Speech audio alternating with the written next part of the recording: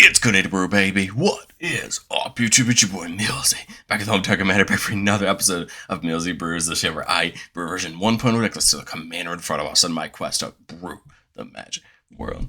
You know the motto, baby. It's ABB, always be brewing, and that's what we're back to do today. The deck list is going to be down in the description for you below. As well as I'd really appreciate it if you could interact with the video, like, comment, subscribe. Consider checking out those links in the description. The Discord has been popping lately. I'd love to see you in there. But today, we're covering the other new version of Neriv, the new spirit dragon for the Mardu. Today we're covering Neriv Crackling Vanguard, the one that was in the commander decks. A 5-mana 4/4 spirit dragon with flying and death touch. Whenever it comes in, we're going to make 2 goblin tokens. And then, whenever Neriv attacks, we're going to exile a number of cards from the top of our library equal to the number of differently named tokens we control. And during any turn we attacked with our commander, we can play those cards. I think this is a really fun ability. I mean, obviously, there's a lot of Mardu cards that care about making tokens and attacking, so I like that Neriv cares about attacking. We're going to exile cards equal to the number of differently named tokens you control. I like that it's differently named tokens and not creature tokens. I think that's going to help you get access to more things. And truly, what I think we're just going to try to do is pay off casting things from exile, because we're going to be able to do that a lot with Neriv. You know, have it attack first, get those cards in exile, play them out of exile, just get that value, and I think it's going to work out pretty well for us. I want to say a quick thank you to the channel members. Thank you so much for supporting. If you're interested in checking out all the videos just a little bit early for just $1 a month, check it out down below. I think this is going to be kind of a broken record of a section, because truly, like, a lot of the Mardu decks this week want to be making tokens, and some of the easiest way to do that is on attack.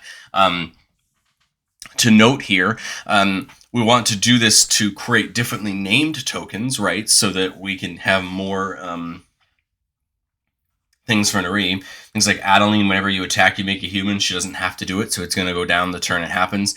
Enoch Strike Leader, I think, makes a ton of sense, because it makes those goblins whenever it or your commander attack. Now, to note, those goblins will have the same name as the ones that Neriv makes, but I think that's perfectly fine. I think the goal still today is more creatures dealing more damage. And Nibicol making you a gnome each combat as any of your non-gnome creatures attack, getting you again another named token. Iron Mold Forger can give a non-legendary creature of your choice myriad as long as you control your commander at the start of combat. I love this, because then you'll have another named token, right? Because one of your creatures will have two copies of itself, right? Loyal Apprentice makes that Thopter with haste at the start of every combat. Again, another named token. Othori gets to make these rebel tokens as you gain experience counters, again being another named token for us in combat.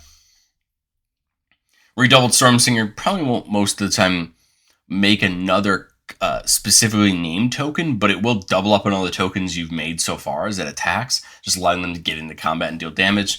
Stridehanger Automaton is going to take all these tokens we'd be making otherwise and just make that many tokens plus an additional Thopter, and then it buffs all of our Thopters. So again, another named token we have.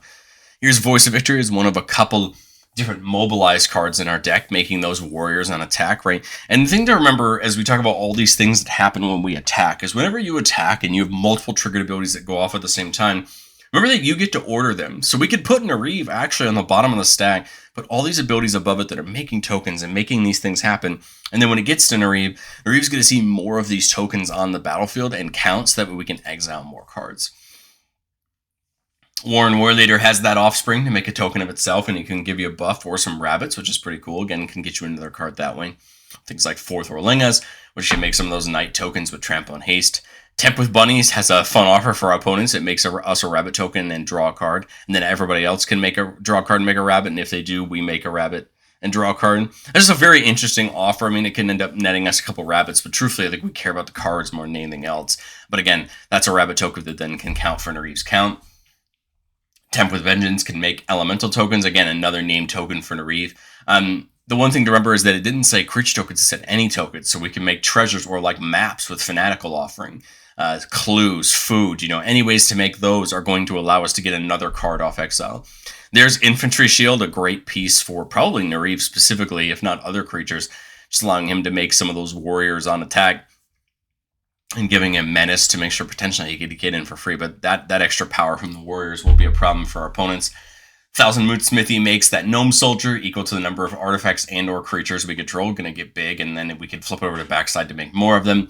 Urbrass Forge is going to make that Phyrexian Horror token every turn. It's going to get bigger and bigger. Again, counting as another token for us on attack. And then Curse of Opulence, we put it on a player. And whenever that player is attacked, we create a gold token, which is pretty cool.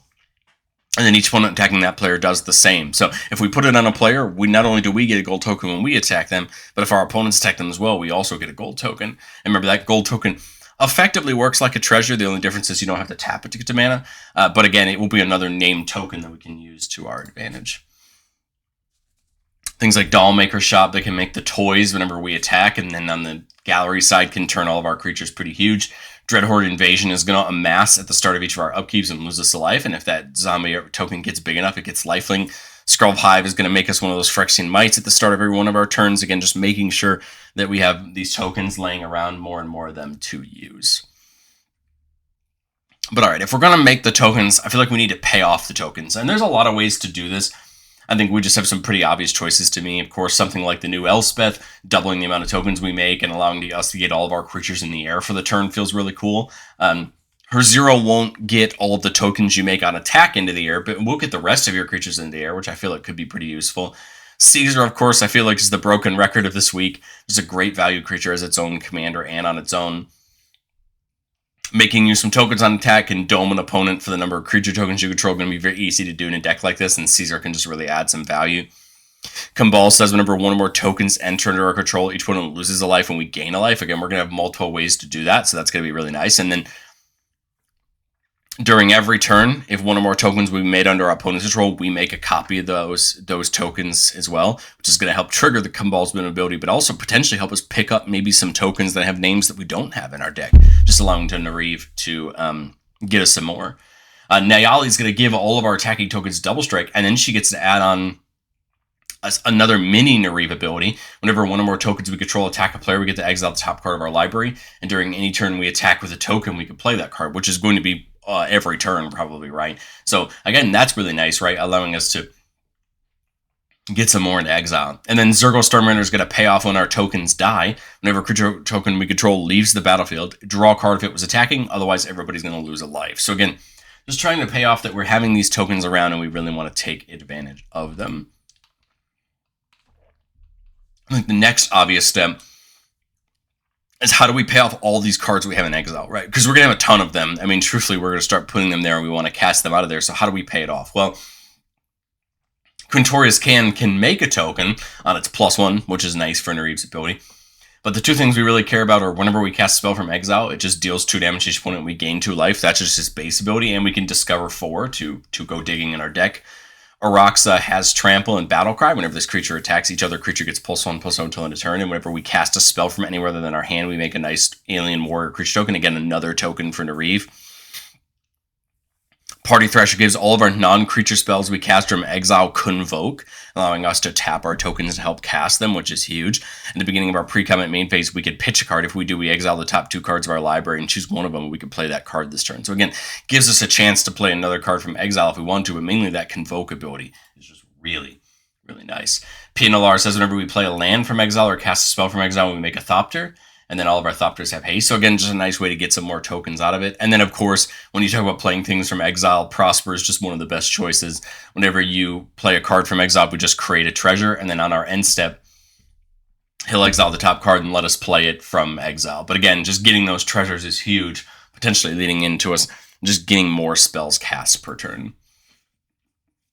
All right, we're making tokens. We're putting stuff in exile. How do we close out the game? Well, truthfully, we just need to deal damage. And there's a lot of ways to do that.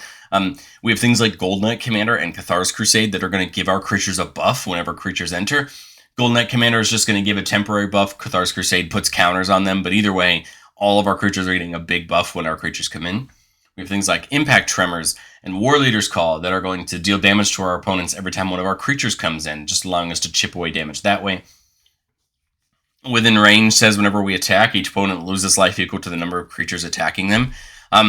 This is a really interesting ability because the way that this works is you really want this to go off last, because when you see the word attacking on a magic card, it doesn't mean creatures that declared an attack. It just means creatures that are literally attacking. So all these abilities that we have that bring tokens coming in, tapped and attacking, are going to count for within range, and are just going to help us get some damage off. And then We could pay off a lot of our abilities, including Neriv's ability, with Windcrag Siege. On the Mardu size, if a creature attacking causes a triggered ability of a permanent we control to trigger, it goes off an additional time. Basically just meaning anything that says whenever you attack or whenever this attacks is going to go off an additional time, including Neriv.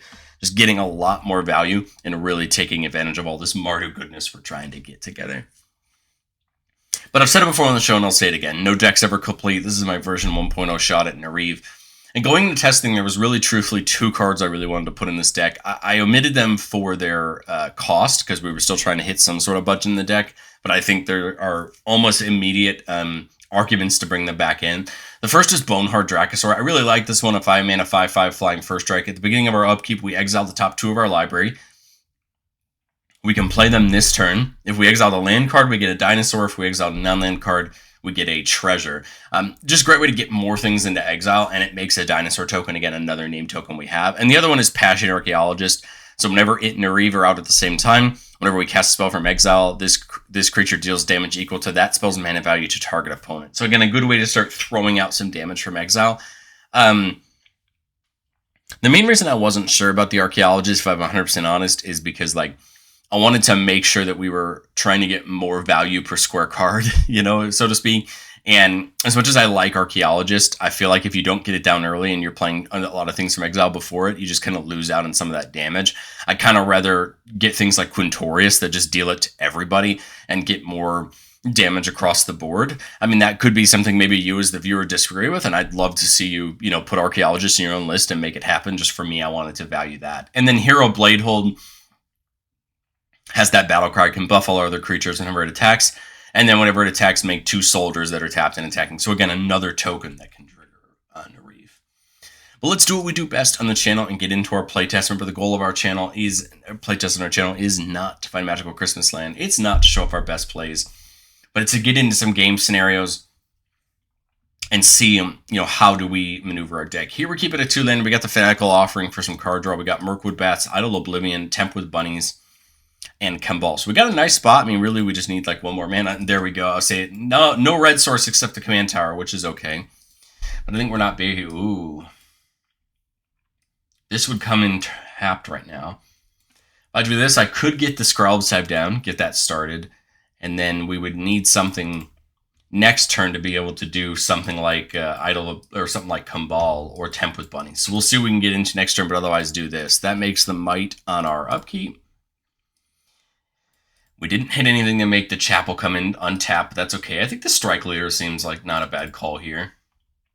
Get it in, get it going. We could have also Fanatical Offering the Might if we wanted to draw a couple cards and make a map token, because we know we're gonna get another Might next turn. We're not worried about not having the Might because we're gonna get it. That could have been an option as well. We would have been still fine on hand size and potentially could have hit a better land than the Chapel. But I kind of like the Anax Strike Leader just to have that option to protect our tokens, and then maybe we can get it attacking next turn for some goblins. Well, there we see another land force. Mirkwood Bats could represent 3 damage this turn when we make the 3 goblins.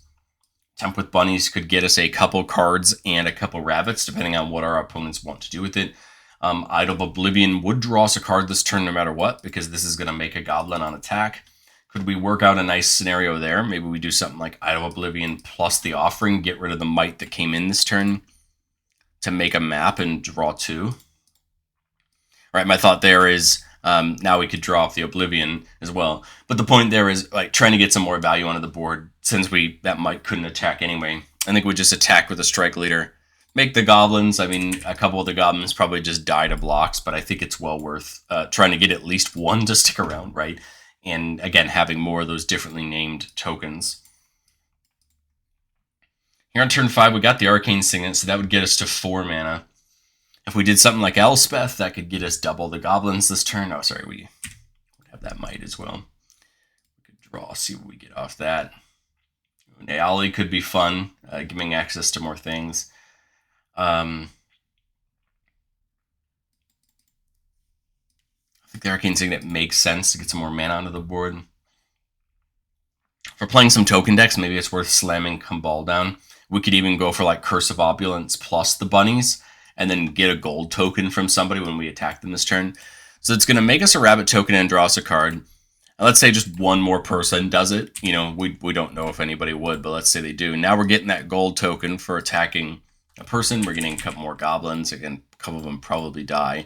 But the point is, now we're amassing these different named tokens. So now as we come to this turn, 7 mana.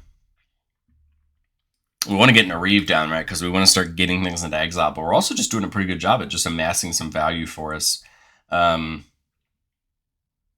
could see that. I could see Mirkwood plus Urbrass Forage just to continue to get value down. I mean, we do have the gold, so we technically have 8 mana. So I think I'd probably do that. Neriv, and then I guess the Forage, because this can't attack this turn no matter what. We can draw off the Oblivion. But again, we go into combat. Sorry, we got the Might this turn. Attack, make the goblins, probably make a gold for attacking, right, the person that we put that on. And Neriv can't attack this turn, but it's going to be set up to attack next turn. And I'm sorry, it made those 2 goblins when it comes in. Now, really, like, right, all we're looking for is a big way to get these in, which we have it in Elspeth. We could Elspeth in 0 to put a counter on every, right? You put a counter on every creature you control. And give them all flying. I mean, the Might came in this turn, right? So it can't get access to the flying. We could draw off that of Oblivion. And then now all these are in the air, right? So we can present some pretty big attacks this turn with that. I'm just trying to think, what else can we get down this turn to make it really worth it? Probably Kumbal. This is making a token here. It would be just 1 life there. We could go in Nimpakal for another gnome. I think what I should do is be safe and just attack. Enoch makes, 6 goblins, 1 attacking each player, right? We make 2 gold tokens, right? Because of Elspeth. So now Neriv's going to have us exile 1, 2, 3, 4. 1, 2, 3, 4, 5, 6 cards. Talisman, Plains, Mountain, Plains, Warrior's Call, Forger. And we could play any of those cards. We can even play the lands. I mean, I think Warrior's Call makes some sense, right? Start damaging our opponents when they come in, especially when we start having things like this doubling out. I missed the Forge, actually. I apologize. It should have been 1 more. Because of the Forge, it would have made 2 copies of that Phyrexian. But again, I think we're just in great shape. We've got the board set up, right? We've got tokens in. Unfortunately, we would get hurt to a board wipe, but we got lots of mana to replay some key things, right? And I think we're just in good shape to move on to our second playtest. Here in our second playtest, we're keeping a 4-lander with that Stride Hanger and Automaton, Mirkwood Bats, and then Ishin, a way to double up on attack triggers. I think we just crack this landscape. This comes in untapped if we have a swamp. This cares about swamp, and this cares about swamps. So I think the answer is just going to get a swamp, right? So that way we have all of these lands that come in untapped, and we can use them. This lets us work up to a couple things. Ooh, Replicating Ring is a mana artifact that gets a night counter at the start of each of our turns, and when it gets up to 8, it makes a bunch of copies of itself. I say my original thought was the Stride Hanger Automaton, but I think it's Stormrender here and then Automaton next turn, right? So we can get access to a Thopter and that Warrior. Just trying to get some value. We could have also gone... Yeah, we couldn't have gone Ring into the Automaton. But my thought here is we make the Warrior. The Warrior's going to die this turn no matter what, but the Thopter gets to stay around. And then if the Warrior dies in combat, we draw a card. Let's just say it did. Otherwise everybody loses one. And then as we come back to turn 5 here, Ishin could make sense now, right, to double up on this attack trigger. We could go like Replicating Ring plus Ishin. That's making 2 Warriors, right, which is making 2 different Thopters, right? Because the Warriors are being made on separate triggers, meaning we're going to make two more Thopters. Again, let's say they die attacking, so we get to draw a couple cards. And now we're really setting up our board state again. Now would be a great time to try to get Neriv down, right, to really take advantage of some of the tokens we have. But, at the same time, you look at something like Infantry Shield could go on, something like Ishin. We could go could go Caesar, right, and hold up the Flawless Maneuver just to protect our board. Caesar could start getting out some damage this turn because you get to double up on its trigger. So, I mean, if we did that, you do the 2 Warriors first, making 2 Thopters, 2 Warriors, right? Sack a Warrior to make 2 Soldiers with Caesar. That draws us a card off of Zergo. Tap a Warrior to make 2 more Soldiers. That draws a card off Zergo. And I probably just dome people there. Dome somebody for, 8, and then somebody for 9, just to get that damage out there. And then, if those Thopters were attacking, they're attacking. But again, now we're getting some nice value in there. And then, unfortunately, this is just one of those games where sometimes your deck just, with these Mardu Legends, sometimes just other cards in your deck end up helping you, propel yourself over the board. I almost feel like I don't even need Neriv now. I almost feel like putting the shield on something is just more worth it. I mean, Neriv comes in and gets me 2 tokens, but this could get me, 4 right now, right? If not more. I almost feel like it makes more sense to... Shield is 5 to equip. Oh, I'm 1 mana off the Mirkwood Bats and the shield. That was my thought. I think it's still worth it to Mirkwood Bats and shield. We can't equip the shield. Well, let's think about this. The shield, if we put it on Caesar, would make us 8 warriors. That's 12, 15, 17. So the first Caesar trigger would be 18. The second Caesar trigger would be 19. Damage getting dealt out, plus all the tokens attacking.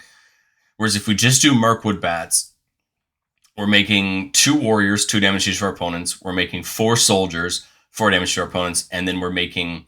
Oh, I didn't even do the soldiers on the... I didn't even do the Thopters on the soldiers, so we actually would end up having a couple more Thopters last turn. But again, my thought here is just taking advantage of this Mirkwood damage, right, as we're playing tokens, and I think that line makes more sense. And obviously, we're just... Obviously, if someone doesn't somebody wipes the board, but truthfully, like, if they don't, I think we're still in a great shop there. Let's go into playtest number 3, keeping a 1, 2, 3 lander with Selfless Spirit. There's the Curse Fanatical Offering. So we've been lots of ways to make tokens here, and then that Othari for some attacking threats.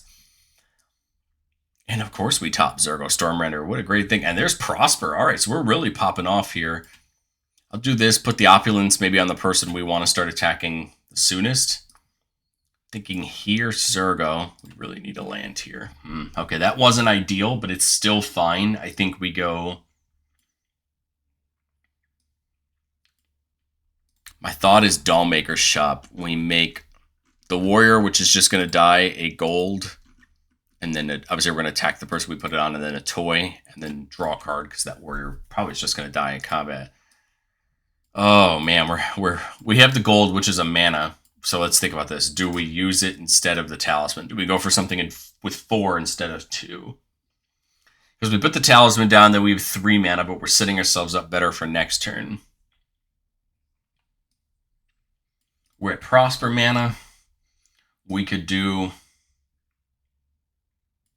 Selfless Spirit plus the toy for some fanatical, like for the Fanatical Offering, get some map tokens and draw a couple cards, maybe hit into a land this turn. I feel like that has to be something we think about in the back of our mind. Let's Talisman, sack the toy for a map and draw 2, and still no land. Brutal. But that's okay. I mean, we kind of did what we needed to there. We could still attack this turn, make another toy, draw a card when that Warrior dies in combat, and there is a land, so at least we got ourselves a little bit further. And then now we're up to 5 mana, 6 with the gold. I think we need to now just get things down and try to get some things back. I think Othari could make sense, getting us that Rebel this turn. I've got just 1 mana left. Remember, we can attack and hit that opponent and get another gold, play something like Selfless Spirit's my thought. So Zergo makes us the Warrior. We would get 2 toys this turn because 2 of our non-toy creatures are attacking 2 different opponents. We'd get the Rebel, and then the Warrior, and probably one of those is dying in combat. And then If I've got, then I get the gold, right? And I think I'd probably just immediately turn the gold in for a Selfless Spirit, just to protect our board. Coming next turn, man, no land again. This is just wild. Probably just Elspeth, right? Extra golds, extra toys, extra everything. Or are we just doing a Neriv, right, and set that up for next turn, right? Take more attacks this turn. We still have a Selfless Spirit to protect the board. Probably get a draw or two in. I think we're probably at the end of our ropes on this one. Next turn we could do something like Porcelain Gallery just to turn our whole board into a real threat. But like, truthfully, I think we would have loved to have seen that land a little bit sooner. But I think we still kind of got there, even though we kind of slowed ourselves down. But let's get into our last playtest. Keeping a 3-lander with Mirkwood Bats, Impact Tremors, that Replicating Ring, and Urabrask's Forge. So we got some good options. Might be worth getting that Replicating Ring down fairly early just to get us that ramp. There is a Gold Knight Commander, another great one, right? Allowing us to buff our creatures as things come in. No Swamp for the Tainted Peak just quite yet.